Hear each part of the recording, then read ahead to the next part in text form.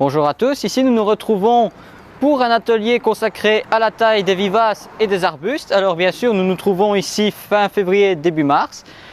La nature commence à s'éveiller, le printemps pointe le bout de son nez, il commence à faire très bon. Donc maintenant, c'est la période où on commence à remettre les pieds dehors, dans le jardin. Et c'est maintenant qu'on peut commencer à tailler tout ce qui est vivace et arbuste. Pourquoi? Parce que pendant la période de froid, il est déconseillé de tailler.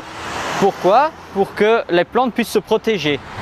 Après l'hiver, une fois que les dernières gelées sont passées, vous pouvez commencer à tailler avant que la plante ne redémarre. Donc ici maintenant nous allons faire différentes tailles de différentes plantes. J'ai pris avec moi une cisaille à main et un sécateur. Pourquoi? Parce que chaque plante demande des tailles différentes. On va commencer par cette lavande. Donc bien sûr vous connaissez tous la lavande. Il en existe différentes espèces. Ici c'est la lavandula officinalis. C'est celle qui fait des petites feuilles et qui fait des fleurs très compactes et plus courtes que la variété angustifolia. Donc ici on va utiliser une cisaille à main. Pourquoi? Parce que ça va aller beaucoup plus vite. Vous avez deux solutions de taille. Soit vous faites une taille d'entretien, ce qui va consister à tailler seulement la partie superflue des floraisons. Après, si vous voulez faire une taille plus conséquente pour rajeunir votre pied, vous réduisez de moitié. Mais ça, c'est à vous de voir si votre pied de lavande est vieux ou pas. Ici, on voit la lavande est encore bien jolie. On voit, elle fait une belle boule. Si maintenant le milieu commence à se dégarnir et que les branches commencent à se coucher sur les extrémités, on va pouvoir lui tailler un peu plus sévèrement. Ici, donc on va faire une bête taille d'entretien.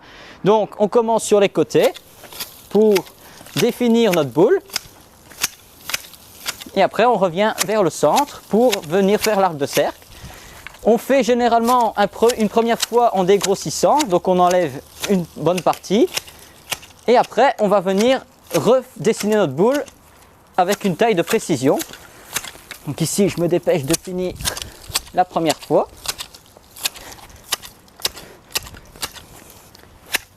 Voilà. Donc maintenant, qu'est-ce qu'on fait? On enlève vite fait les inflorescences qui sont passées au-dessus. Et maintenant nous allons regarder de chaque côté. Donc on s'écarte. On regarde de chaque côté pour voir si la boule est bien définie. Et après, il faut se mettre au-dessus de la boule pour voir si le dessus est bien une boule. Et après, on peut commencer à redessiner notre forme. Donc ici, je vais commencer par le dessus. Je vais tailler tout ce qui dépasse de notre cercle. Alors la lavande, il ne faut pas hésiter à tailler. Il faut bien rentrer dedans. Il ne faut pas avoir peur. C'est une plante qui est quand même assez vigoureuse, qui repousse très vite et qui fleurit sur la pousse de l'année. Donc tout ce que je taille là ne sert à rien, car les floraisons vont seulement venir après sur la partie qui va repousser au printemps. Voilà. Donc maintenant que du dessus, ma boule est plus ou moins définie, maintenant on va pouvoir la faire en regardant sur les côtés.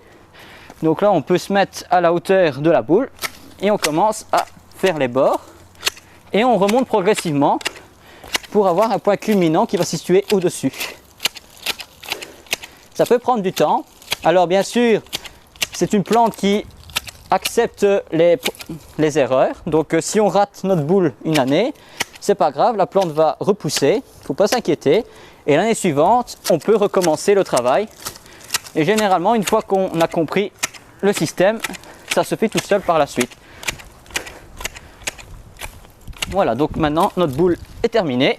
On peut voir qu'elle a vraiment une forme sphérique.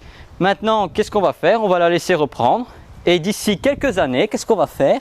Quand les branches vont être trop développées et qu'elles vont commencer à se coucher sur les côtés, on va pouvoir couper notre lavande quasiment à la moitié sur le bois carrément. Et en dessous du bois va se ramifier la lavande. Alors, quand est-ce que vous pouvez la tailler? Soit avant l'hiver. Généralement, avant l'hiver, c'est la taille des inflorescences comme je viens de le faire.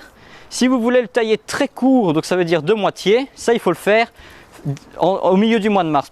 Pourquoi? Parce que il faut que la circulation de la sève soit au plus fort. Il faut que la sève remonte pour pouvoir favoriser le développement des bourgeons. Si on le fait en hiver, après la sève peut mal circuler dans la plante et ça peut créer une mort de la plante. Maintenant nous allons passer au suivant. Donc ici nous avons notre Perovskea. Le Perovskea c'est quelque chose qui fait penser à la lavande. Pourquoi? Parce qu'il fait des fleurs bleues aussi.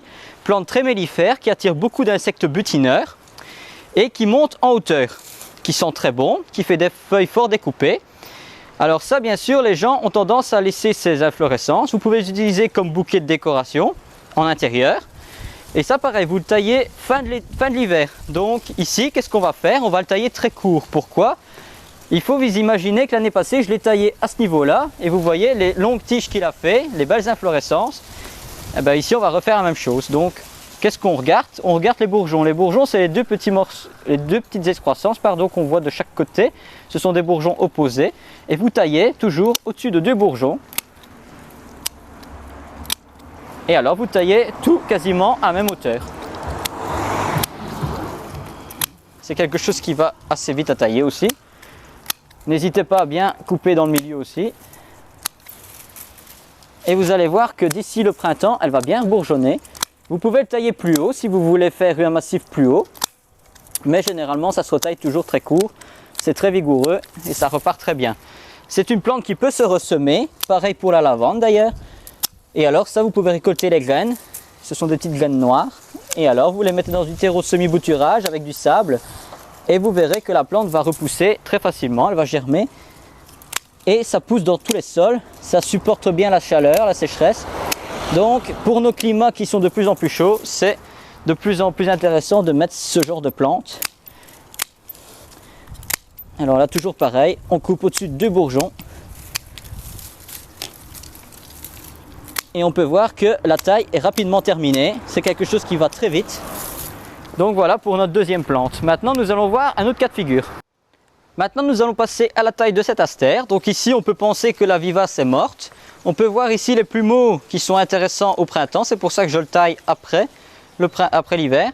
Parce que ça fait des plumeaux. En fait, ce sont les futures graines qui vont virevolter dans tous les sens et qui vont aller se ressemer plus loin.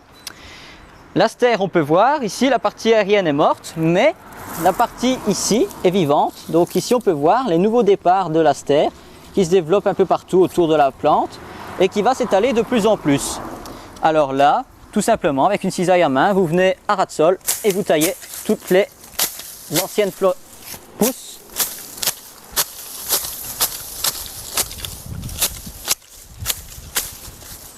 Et vous voyez qu'en quelques secondes, il n'y a déjà plus rien.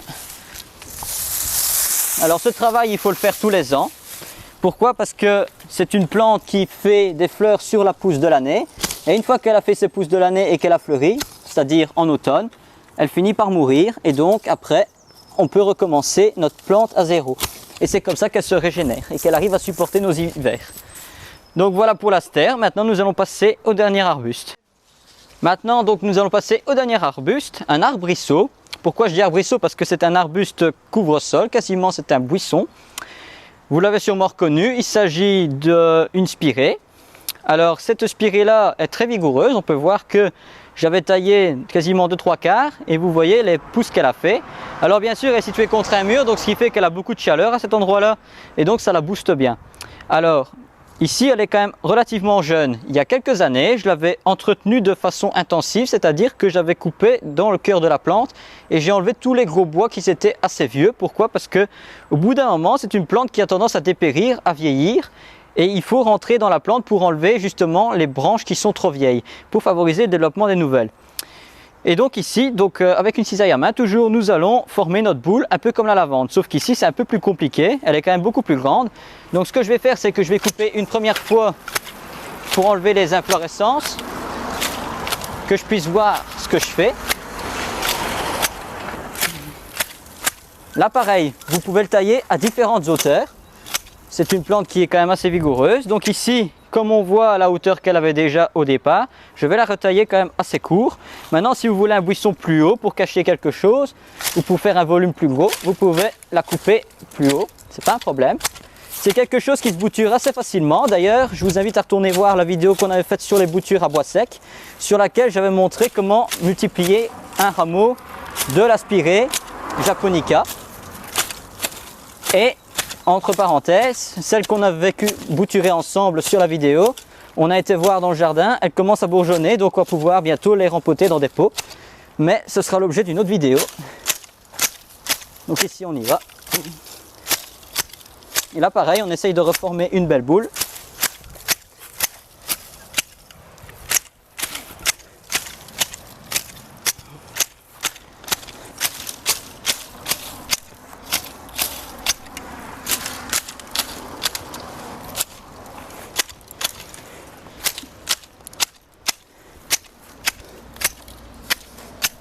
Et voilà, notre boule est terminée. Alors faire attention quand on taille ce genre de choses, c'est que le bois a tendance à se piter partout, donc faire attention aux yeux, ça peut être dangereux. Si vous préférez travailler avec des lunettes de protection, c'est conseillé. Maintenant, c'est le tout de faire attention et faire attention à la manipulation. Donc maintenant que nous avons taillé tout ça, nous allons pouvoir ramasser les déchets, les mettre sur notre compost pour qu'ils puissent se décomposer et nourrir la terre l'année suivante. Donc merci de nous avoir suivis et à très bientôt pour une nouvelle vidéo. Au revoir.